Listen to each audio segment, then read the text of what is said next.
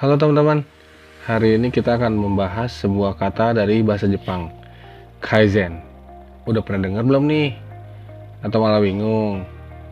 Ya udah, yuk kita bahas.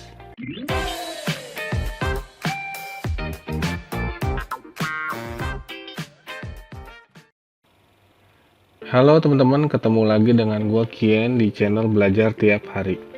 Hari ini kita akan masuk ke dalam pelajaran bahasa, yaitu bahasa Jepang. Bukan berarti kalau gue jago ya bahasa Jepang. Kali ini gue akan bahas satu kata aja, yaitu Kaizen. Kenapa sih gue mau bahas kata Kaizen ini? Karena kata-kata ini sangat penting bagi orang Jepang. Kata-kata ini selalu dipakai untuk memotivasi orang Jepang, terutama di dalam bidang pekerjaan. Bagi yang belum pernah dengar sama sekali, mungkin bingung ya. Apaan sih Kaizen? Apa makanan? Atau sebuah kata-kata keagamaan? Atau mungkin nama orang? Bukan. Kaizen adalah murni sebuah kata motivasi yang tidak ada hubungannya dengan agama. Walaupun Zen itu sendiri pasti teman-teman udah pernah dengar ya di dalam agama Shinto atau Buddha. Tapi makna Kaizen tidak berhubungan dengan itu. So, apa sih artinya Kaizen? Kaizen adalah sebuah kata yang dibuat dengan maksud untuk memajukan kehidupan kita. Mengembangkan kehidupan kita agar jauh menjadi lebih baik daripada yang sekarang.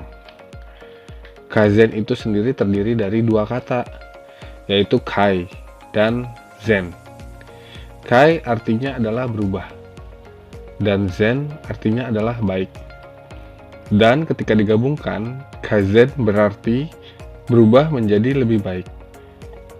Nah, terima kasih sudah menonton video ini. Ups, belum kelar cuy. Nggak sampai di situ aja. Di balik kata Kaizen ini, masih tersimpan sebuah makna yang sangat menarik. Kai itu sendiri dibentuk dari dua huruf. Huruf yang kiri itu artinya diri sendiri. Bisa saya sendiri atau kamu sendiri. Yang kanan artinya adalah cambuk. So, Kai itu artinya adalah mencambuk diri sendiri. Biar apa? Ingat, arti kata Kai sendiri adalah berubah. Jadi, kalau arti kata Kai yang dipisah, ditambah arti kata Kai yang digabung, artinya adalah mencambuk diri sendiri agar bisa berubah. Berubah? Berubah kemana nih? Berubah ke Zen, yang artinya adalah baik. Tapi, ternyata Zen sendiri juga terdiri dari dua huruf. Satu di atas, satu di bawah. Yang di atas artinya adalah domba. Yang di bawah artinya adalah altar. Domba di atas altar artinya ada sesuatu yang harus dikorbankan. Ada hal yang harus kita korbankan biar jadi apa? Biar jadi Zen, biar jadi baik. So, makna dari kata ini adalah sesuatu yang baik pasti perlu pengorbanan.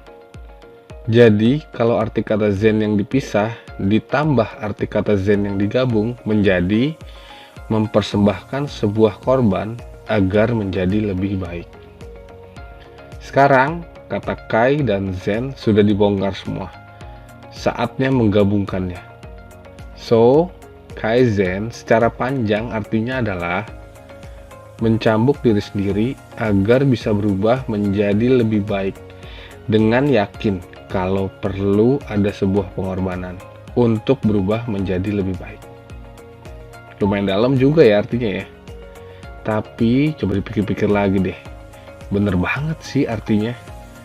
Kalau kita mau berubah, nggak mungkin kan kita nggak berkorban. Kita ambil contoh deh.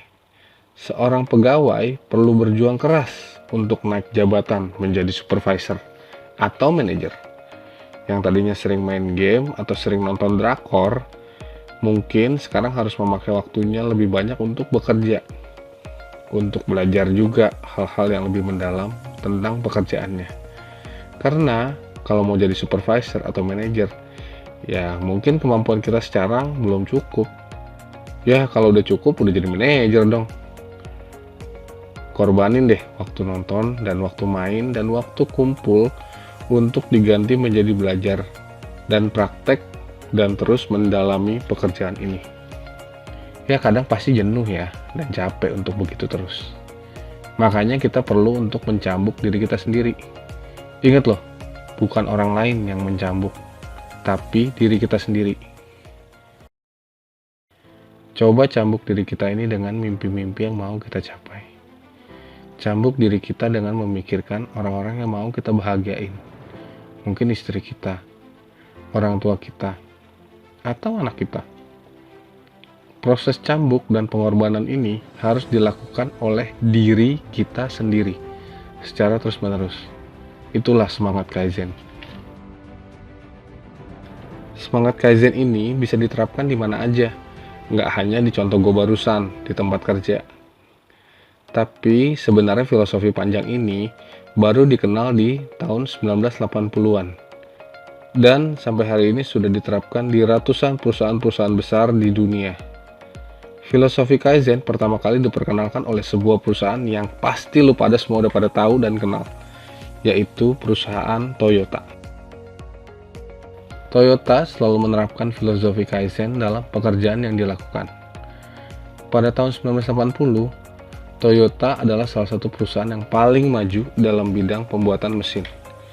Jika ada terjadi error dalam sistem pekerjaan, Toyota akan langsung menghentikan produksi sama sekali, agar semua alat bisa dicek satu persatu, mana yang rusak atau apa yang rusak. Toyota mau masalah sekecil apapun diselesaikan secepat mungkin, walaupun dengan cara semua produksi berhenti. Dan seiring dengan berjalannya waktu, Toyota terus membuat pengembangan dan perbaikan-perbaikan kecil dalam sistemnya. Hingga sampai hari ini, sistem yang dijalankan Toyota adalah salah satu sistem yang paling efisien dan paling dipercaya di seluruh dunia. Sejak perusahaan-perusahaan lain melihat perkembangan pesat Toyota, mereka bertanya-tanya, apaan sih rahasianya? Dan Toyota menjawab hanya dengan satu kata, Kaizen. Nah, dari situ filosofi Kaizen mulai menyebar, karena banyak perusahaan lain yang ingin jadi sukses juga sama seperti Toyota. Sebenarnya makna Kaizen yang ditawarkan Toyota tidak sesimpel yang barusan gue kasih tahu. Kalau teman-teman tertarik, lu pada bisa nonton seminar lengkapnya yang membahas tentang menjadi pribadi yang lebih baik dengan filosofi Kaizen. Durasinya sekitar 2 jam. Linknya ada di atas sini nih, atau teman-teman bisa lihat di kolom deskripsi. Tapi gue yakin tanpa menonton video 2 jam itu, teman-teman udah belajar sesuatu kan lewat video ini. Lewat video ini, gue mau ajak teman-teman untuk menjadi pribadi yang lebih baik. Dan ingat, mengalami kemajuan itu bukanlah hal yang mudah. Sebuah kemajuan butuh sebuah pengorbanan. Setiap kemajuan pasti akan menyakiti diri kita sendiri. Tapi, setiap hal yang sulit dilakukan pasti akan mendatangkan kemajuan bagi hidup kita. Ayo, kita bersama-sama berubah demi mengalami kemajuan di dalam hidup kita. So, jangan lupa praktek Kaizen ya, teman-teman. Akhir kata, thanks so much udah nonton video ini. Kalau teman-teman suka dengan konten video seperti ini, bisa langsung like dan subscribe. Oke? Jangan lupa juga untuk share video ini ke teman-teman agar sama-sama mengalami kemajuan. Dan ingat, kalau selalu ada hal baru yang bisa dipelajari setiap hari. Sampai ketemu di video selanjutnya. Ciao!